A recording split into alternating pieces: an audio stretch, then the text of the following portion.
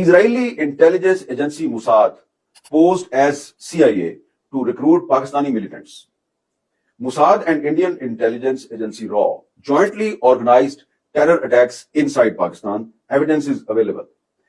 It is surprising that Israel uses some human smugglers in Pakistan and provides job to unemployed Pakistani nationals in Israel.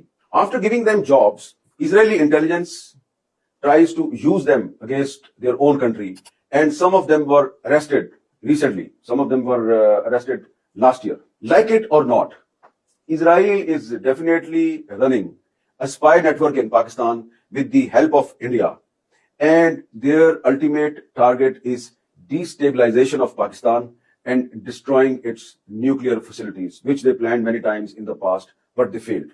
اسرائیل کو جلد ایسے ممالک تسلیم کریں گے جن کا تصور بھی نہیں کیا جا سکتا. امریکی مشیر برائے مشرق وسطی اسٹیو وٹکاف کا دعویٰ. کہا کہ صدر ٹرمپ کی کوشش ہے ابراہم معاہدے کو وسعت دی جائے. امید ہے جلد ایسے ممالک اسرائیل کو تسلیم کر لیں گے جن کے بارے میں کسی نے تصور بھی نہیں کیا تھا. یہ عامل مشرق وسطی میں توازن لائے گا. ایران پر جنگ مسلط کر کے وہاں پر خانہ جنگی کروا کر یہاں پر اپنی پپٹ حکومت بٹھانے کے لیے امریکہ اور اسرائیل نے وہی اسکرپٹ دوبارہ دہرانے کے لیے پورا زور لگا لیا. یعنی عراق، شام، لیبیا کی طرح یہاں پر نیوکلیر ہتھیار ہونے کا الزام لگا کر چڑھائی کرنا اور پھر اس کو اتنا انسٹیبل کر دینا کہ یہ اگلے 50 سال تک بھی سر نہ اٹھا سکے. پر اللہ نے قرآن کریم کے اندر فرمایا کہ دنیا کے اندر کسی کو عزت ذلت دینا، حکومت دینا اللہ کی مرضی ہے. انسان جتنا بھی منصوبے بنا لے اپنی ٹیکنالوجی، عالمی سپورٹ پر، اس کو جتنا بھی گھمنڈ ہو، پر آخر میں ہوگا وہی جو کہ اللہ چاہے گا.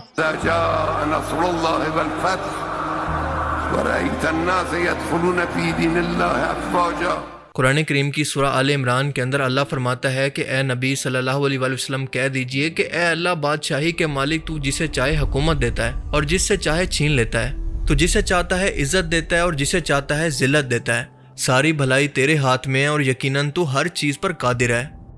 غزہ اور اسرائیل کی جنگ کے بعد ایران پر حملے سے پہلے ہی بار بار میں نے اپنی ویڈیوز کے اندر آپ کو یہ پریڈکٹ کیا تھا کہ ایران پر حملہ ہوگا، کیونکہ اسرائیل کا وجود اور مڈل ایسٹ کا امریکہ کے اندر کنٹرول خطرے میں پڑ جاتا ہے. اگر ایران نیوکلیر ہتھیار بنا کر یا پھر اپنے گیس اور تیل کی دولت کو بیچ کر طاقتور ہو جاتا ہے تو کیونکہ پھر مقابلہ برابری کا ہو جائے گا.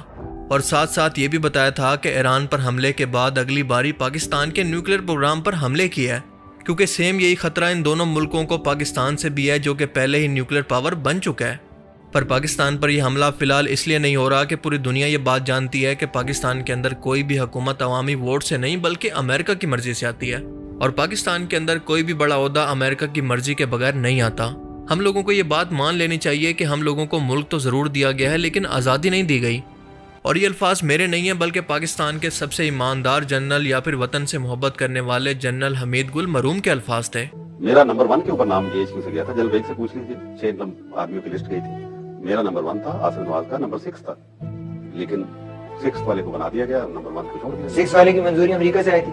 میں نہیں جانتا، لیکن یہ ایک بات طے ہے کہ امریکہ کی منظوری کے بغیر یہاں آرمی چیف نہیں بنا کرتے. یہ ہماری آزادی جو ہے وہ بالکل برائے نام ہے.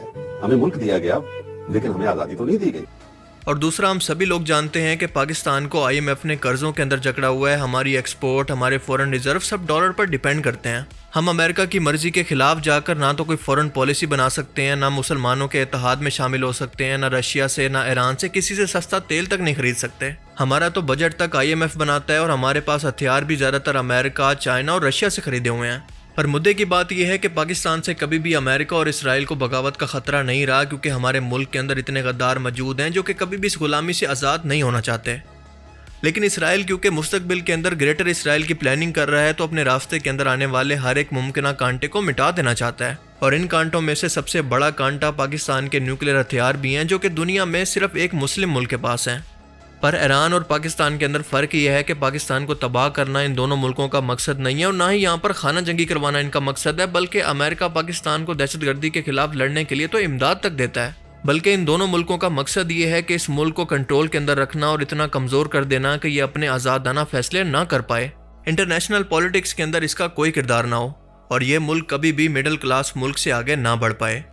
اب آپ ذرا خود سوچیں کہ جب امریکہ جو کہ اسرائیل کے اشاروں پر چلتا ہے اور پاکستان پر اتنا زیادہ کنٹرول رکھنے کے باوجود بھی پاکستان کو حملہ کر کے تباہ کیوں نہیں کر دیتا تاکہ ایک ہی بار میں یہ خطرہ ٹل جائے. اس کا جواب ہے کہ وہ چاہ کر بھی ایسا نہیں کر سکتے۔ اب ذرا اس کی وجہ سمجھنے کی کوشش کریں کہ اگر پاکستان کے اندر کوئی دہشت گرد یا پھر کوئی مذہبی جماعت حکومت کے اندر آتی ہے تو ظاہر ہے کہ اس کے پاس پاکستان کے نیوکلیر ہتھیاروں کا بھی کنٹرول ہوگا، اور یہ تو اس سے بھی بڑا خطرہ ہوگا کیونکہ وہ حکومت کبھی بھی بنا وارننگ کے امریکہ اور اسرائیل پر نیوکلیر ہتھیاروں کو استعمال کر سکتی ہے صرف خود کو بچانے کے لیے۔ اور اس کی دوسری وجہ ہے چائنا۔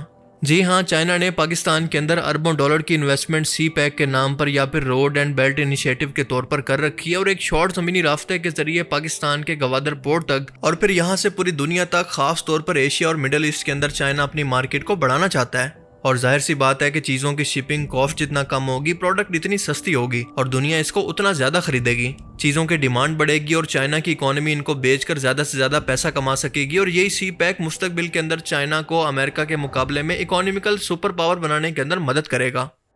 اور یہی سوچ کر چائنا نے اتنی زیادہ انویسٹمنٹ پاکستان کے اندر کر رکھی ہے کیونکہ پاکستان بھی یہاں سے گزرنے والے روٹ سے ٹیکس کی صورت میں پیسہ کمائے گا۔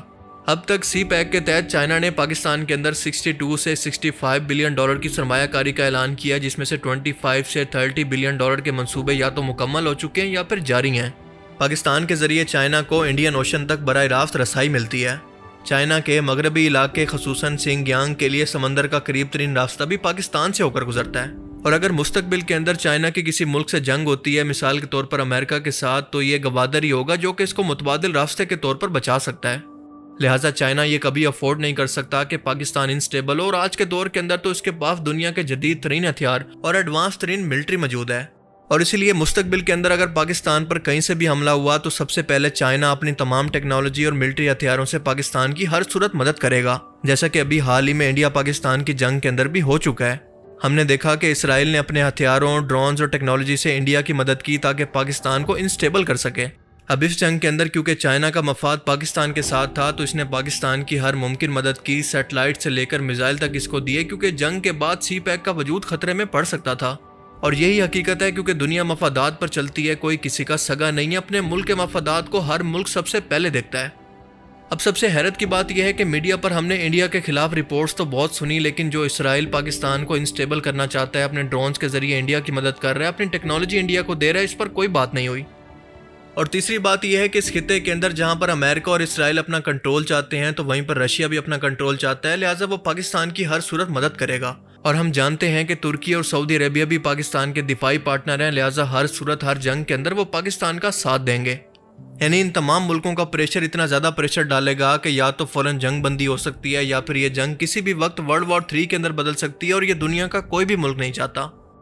اب ایسا بھی نہیں ہے کہ پاکستان خود اپنا ڈیفنس نہیں کر سکتا، بلکہ اس کے پاس اپنی اچھی خاصی آرمی، ہتھیار اور ٹریننگ موجود ہے، اور سب سے بڑھ کر اس پاکستانی فوج کے اندر وہ سپاہی، وہ جوان موجود ہیں جو کہ اس ملک کے لیے اپنی جان تک دے سکتے ہیں، کیونکہ ان کا کلمہ ہے لا الہ الا اللہ، کہ اللہ کے سوا کسی کے آگے نہیں جھکنا۔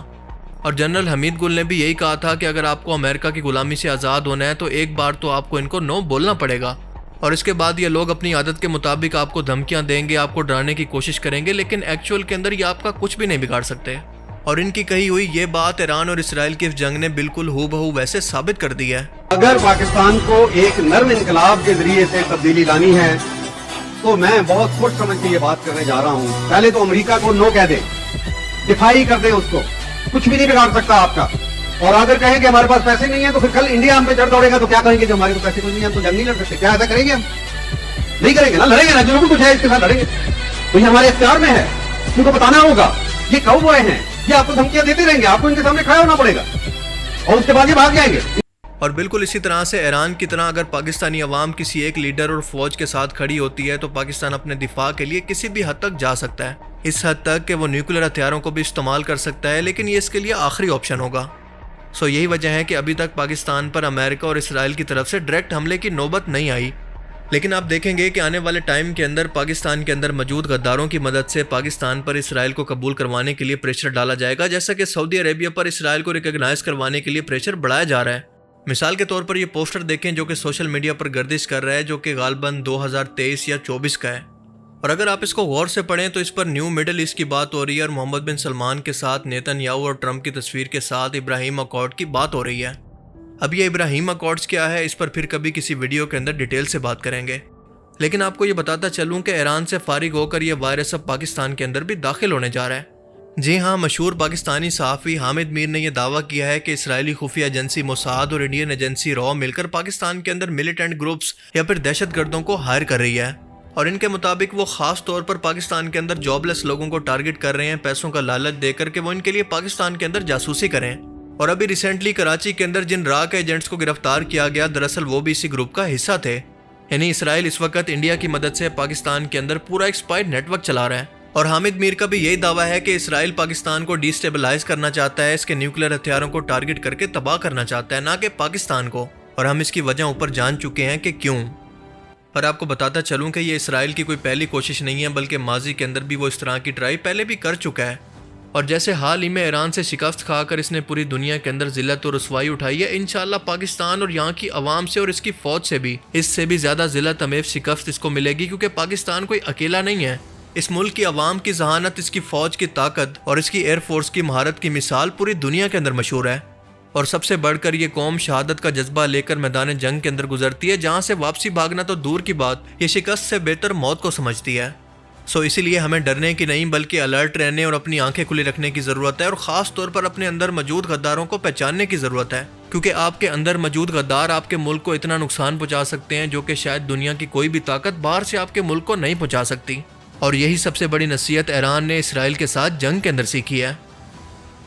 اللہ تعالیٰ سے دعا ہے کہ وہ ہمیں سمجھنے کی اور نیک عمل کرنے کی توفیق عطا فرمائے، آمین۔